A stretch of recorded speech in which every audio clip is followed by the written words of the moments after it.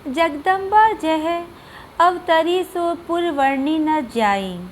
रिद्धि सिद्धि संपत्ति सुख नित नूतन अधिकाई। नमस्कार दोस्तों, भक्ति ही शक्ति में आप सभी का स्वागत है। श्री रामचरितमानस में गोस्वामी तुलसीदास जी ने उक्त चौपाई में माँ जगदम्बा के अवतरण स्थान का जो चित्रण किया है वह लाल भवन धाम परम पूज्य माता लाल देवी रानी का बाग अमृतसर, जहाँ माता जी ने आसन लगाया में अक्षरश सत्य उतरता है। शक्तिपीठ लाल भवन धाम का मात्र स्वरूप पूज्य माता लाल देवी भवानी ने 21 फरवरी 1923 को कसूर पाकिस्तान में अवतार लिया।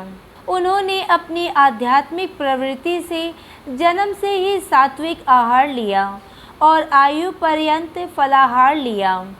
माताजी ने 9 मास की अल्पायु में ही माँ चिंतपूर्णी दरबार में चिंतपूर्णी के प्रवेश के दर्शन देकर सभी को आश्चर्यचकित कर दिया था और विद्वानों ने इन्हें माँ चिंतपूर्णी का साक्षात रूप घोषित कर दिया।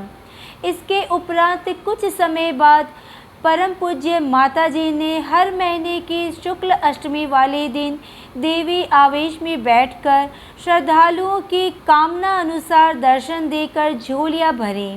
माता लाल देवी के 4 भाई चरणदास, ज्ञानचंद, लालचंद, सोहनलाल तथा ज्ञानवती व केसरी 2 बहनें थीं।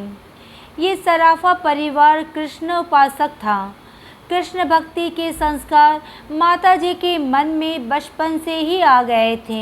उनके जन्म के बाद परिवार ने काफ़ी समय पूर्व से चला आ रहा मुकदमा जीत लिया और अनेक प्रकार के कष्टों से भी निजात पाई।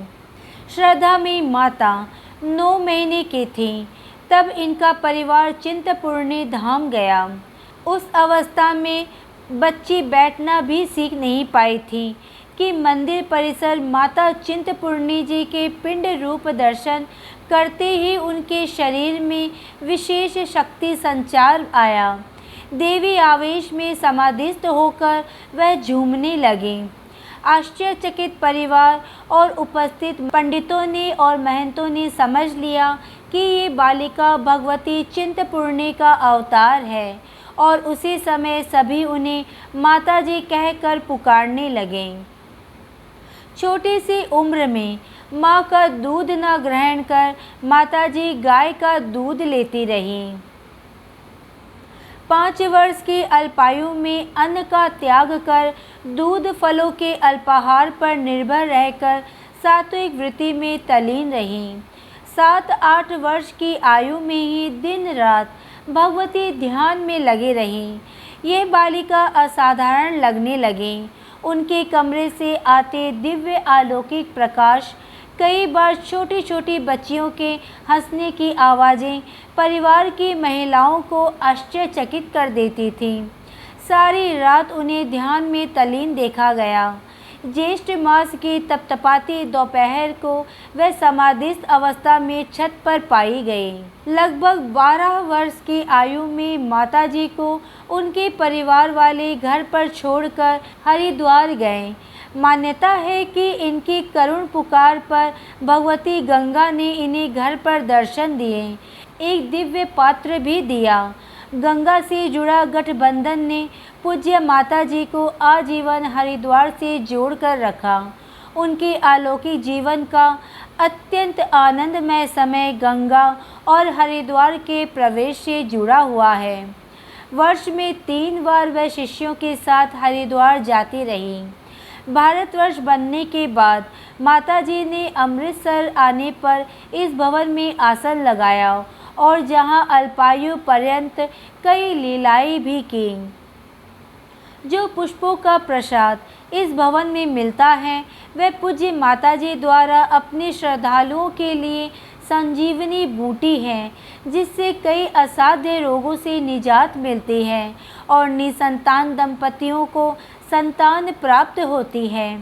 9 जनवरी 1994 को पूज्य माताजी ने अपना अलौकिक शरीर त्याग दिया और ज्योति रूप माँ परम पिता की अखंड ज्योति में समा गई।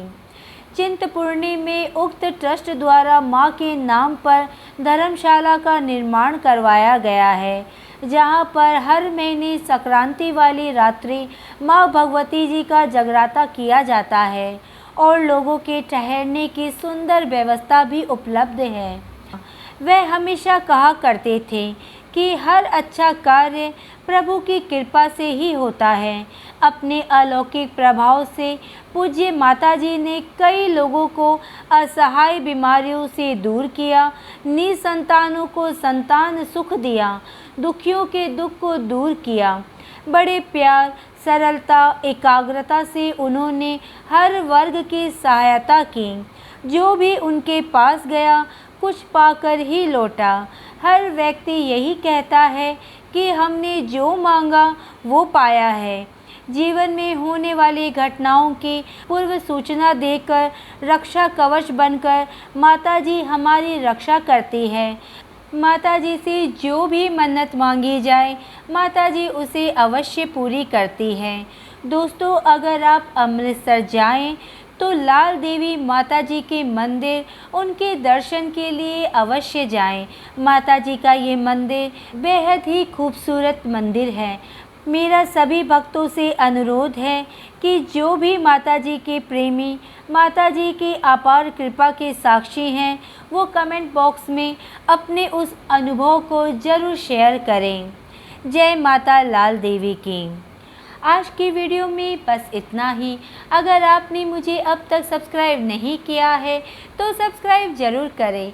कमेंट और लाइक करना ना भूलें। इसी कामना के साथ कि आप हमेशा खुश रहें, स्वस्थ रहें। नमस्कार।